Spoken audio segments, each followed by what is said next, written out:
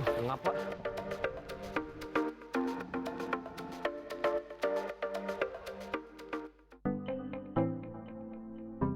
Bening saat disadap namun berubah wujud saat dimasak.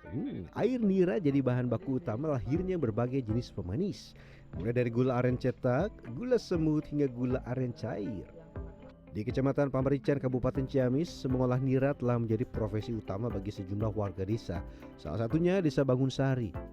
Di sini ratusan pengolah nira bekerja setiap hari menjaga kualitas produksi demi memenuhi permintaan pasar.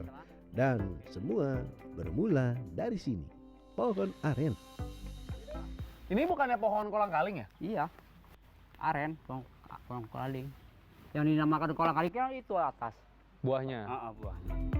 Mungkin tidak banyak yang tahu, pemanis alami berwarna kecoklatan ini berasal dari tetesan pohon Buahnya. aren. Sementara dari bunga yang sama justru dikenal masyarakat sebagai kolang-kaling.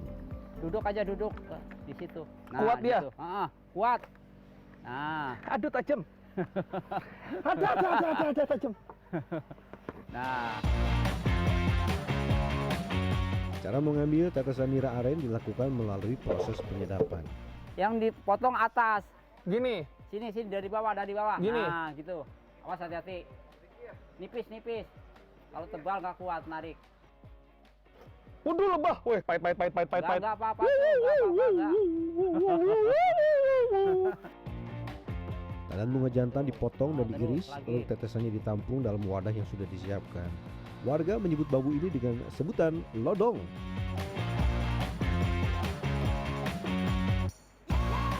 Nah ini si bambunya kita gantung di sini nih. Ini kita gantung. Gantung di sini. Tapi ketika menyadap nira tidak bisa langsung selesai dalam waktu sekejap. Harus sabar. Oke, ini sudah netes dan kata bapaknya untuk memenuhi si satu lodong ini butuh waktu lebih dari 12 jam. Kadang-kadang memang semalam suntuk. Tugas saya mengganti wadah nira akhirnya tuntas dan saatnya turun ke bawah. Tapi tunggu, kalau dilihat-lihat ternyata tinggi juga ya. Ada sekitar 9 meter nih pemirsa. Kita akan lanjutkan perjalanan dengan mengolah si airnya. Let's go. Dan waktunya diolah. Gimana Pak caranya? Setelah itu air nira disaring agar sisa kotoran seperti daun yang masuk ke dalam penampungan tidak ikut termasak.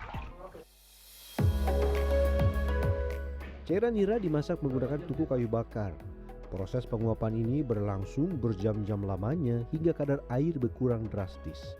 Dan nira berubah wujud menjadi cairan karamel kental dan pekat. Ini udah Pak? Udah ini ya? Ya. Tinggal dicetak. Taruh mana Pak ini Pak? Taruh sana di sana. Biar ngental dulu, nanti baru dicetak. Siap. Ya. Aduh.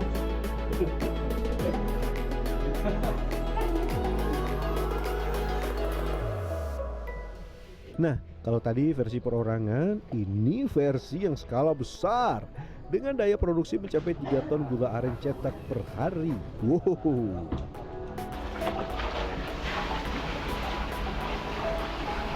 Oke.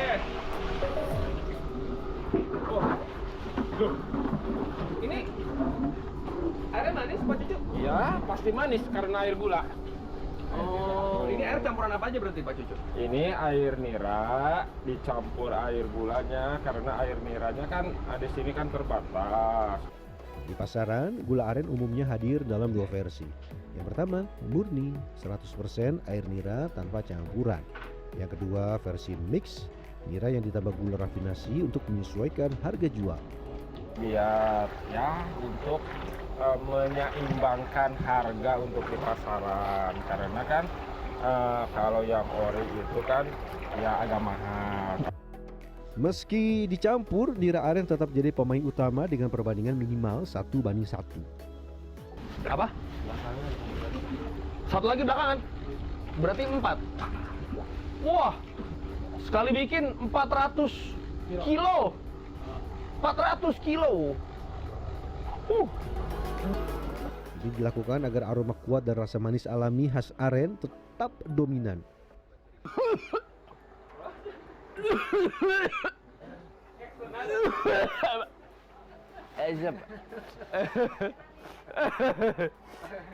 Pagi-pagi yang kena sarapan asam. Pedihnya asap tungku kayu memang jadi tantangan tersendiri bagi saya. Namun bagi mereka, kayu ini adalah pilihan utama demi menekan biaya produksi, sekaligus memberikan aroma smoky pada gula aren. Tahap berikutnya adalah penyaringan. Ngapa? Pegal. Cairan nira yang sudah kental dan beraroma harum disaring untuk membuang partikel-partikel kecil agar hasil akhirnya tampak bersih dan mengkilap. Ini yang bikin rumit itu si asapnya ini dari kayu. Soalnya kan kalau orang capek kan pasti narik napas ya, gitu. Ini mau narik asap. Hati-hati, jangan sampai terkena kulit ya. Sebab cairan karamel panas ini memiliki suhu yang sangat tinggi dan sifatnya sangat lengket. Dapat mengakibatkan luka bakar dalam sekejap. Biar nggak kena tangan sama kaki. Kalau kena? Kalau kena ntar melepuh. Lumayan. Panas ya? Iya. Iya. Kebayang pekatnya kayak apa nih? Nih, ini pekatnya nih. Iya. Berikutnya, gula aren ini masuk ke dalam tahap pencetakan. Nah, satu yang harus diperhatikan adalah tadi saya diajarin harus basah supaya tidak lengket. Jadi cetakannya basah dan ini nih alasnya juga sudah dibasahi. Satu hal yang saya rasakan adalah betapa lincahnya para perajin ini bekerja. Semuanya bergerak begitu cepat. Ini saya baru sadar kenapa pekerja di sini tuh dari tadi kayak orang setengah lari, terutama pas bagian nuang karena emang cepat banget buat kering. Ini cuman saya tinggal 10 menit aja nih tuh.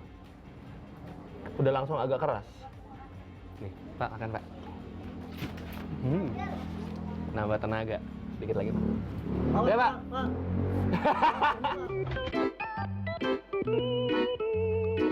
Kira-kira bagaimana ya rasanya gula aren yang baru matang? Pak, dari semua karyawan dari tadi dia nyemur itu. Dikit, Pak. Minta ya, Pak, ya, Pak? Iya, boleh. Enak sisaan. Meski dicampur gula pasir, aroma dan rasa khas nira tetap terasa. Namun versi murni ini punya karakter unik, yaitu teksturnya yang terasa lebih masir atau berpasir saat hancur di lidah. Ini gula yang ada kendala di cetaknya. Dia jadi agak kayak cair, jadi ya harus dibentuk ulang. Campur sini, Pak, ya? Pelan-pelan. Kenapa, Pak? Kan kena ini ntar muncrat. Setelah 30 menit, gula nira siap diangkat dari cetakan dan diangin-anginkan agar teksturnya semakin padat. Sebagai sentuhan akhir, gula dikemas per kilogram dan diberi bungkus tambahan dengan daun nira kering. Air nira tidak berhenti sebagai gula padat berbentuk bulat. Dari bahan yang sama, lahir juga gula semut dan gula aren cair. Untuk gula semut, nira aren murni dipanaskan hingga karamel terbentuk dan kadar airnya lebih pekat. Oke, aduk lagi. Loh, Pak, ini kenapa pas lagi dibikin kayak gini, bawahnya nggak dikasih api lagi gitu loh, Pak? Karena kalau dikasih api lagi nanti gulanya itu gosong, Pak Nando. Gosong. Proses pengadukan yang dilakukan tepat setelah api dimatikan ini jadi kunci utama. Sebab suhu yang menurun secara perlahan sambil terus diaduk ini akan mengubah cairan nira jadi butiran-butiran kristal yang lembut. Wah, ini sekilas seperti sedang ngulek, tapi nguleknya bukan pakai cobek, pakai apa namanya? Tempurung. Langkah selanjutnya adalah pengayakan. Tujuannya agar ukuran butiran gula semut seragam sesuai pesanan. Ada yang ukurannya agak kecil, ada pula yang begitu lembut, dan terakhir gula semut akan dipanaskan dengan oven selama 2 jam. Ini berhubung udah proses open, kita tinggal kadar airnya kurang lebih 0,2 sampai 0,3 kadar airnya. Kalau terlalu basah? Kalau terlalu basah nanti dia menggumpal. Kalau terlalu kering? Terlalu kering memang spek dia itu kalau terlalu kering gosong nantinya. Dan ini dia produk terakhir yang lagi naik daun dan banyak dicari terutama para pecinta kopi kekinian. Gula aren cair. Prosesnya hampir sama. Air nira dipanaskan dan diaduk, namun bedanya nira tidak dimasak sampai terlalu pekat. Karena kita mengukur benar-benar untuk api. Kita benar-benar diukur dalam panasnya, kita dalam suhu 60 sampai 80. Kalau melebihi itu ya nantinya padat Pak nanti. Saring sebanyak 3 kali untuk menghilangkan gumpalan yang mungkin masih tersisa. Di pasaran, gula aren murni umumnya dijual mulai dari 30.000 per kilogram. Berbeda dengan versi campuran yang harganya lebih terjangkau, mulai dari 20 ribuan. Walau pohon aren tumbuh subur di Ciamis, para produsen tetap dihadapkan pada satu tantangan besar, cuaca yang tidak lagi menentu. Nah, itu biasanya kalau siangnya panas, malamnya hujan, itu kalau dibikin gula cetak atau gula bulat atau dibikin gula cair atau gula semut itu agak susah. Masa kualitasnya berturun karena faktor cuaca yang ekstrim. Dan ini waktunya mencicipi teh hangat dengan sentuhan gula aren yang sudah saya buat.